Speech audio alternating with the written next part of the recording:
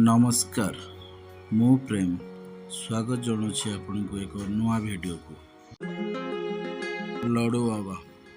लडुबाबा हेउचंती नयागढ़ जिल्लार ऐतिहासिक शैवपीठ। नयागढ़ प्राय 12 किलोमीटर अतिक्रम कला परे शरणकूल ठारे एही मंदिरटी अवस्थित।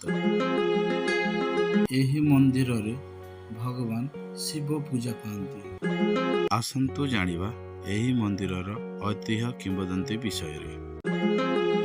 बाणासुर नामक एक असुर तपस्या करुथिला एही बणाई पहाड़ तले। बेलबणी घंच जंगल रे बाबा पाउथिले पूजा।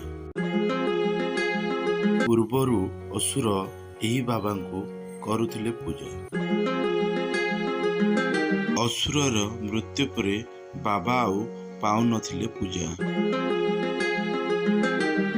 एही ठारू आरंभ हुए आउ एक कहानी। माँ कामधेनु जन्म हेले एक गौड़ंक घरे। से प्रतिदिन आसी बाबांक उपरे क्षीर अभिषेक करुथिले।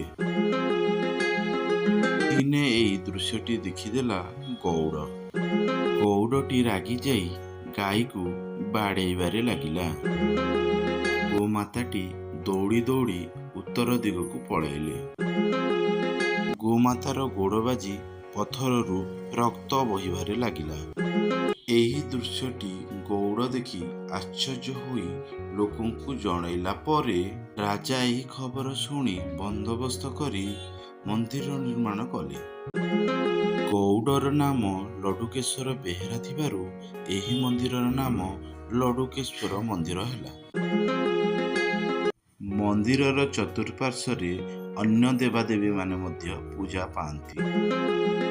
भिडियोटी भल लागिथिले लाइक कमेंट शेयर करने भूलिबेनी। एमिति नुआ वीडियो देखिबा पई आम चैनल को सब्सक्राइब करंतु।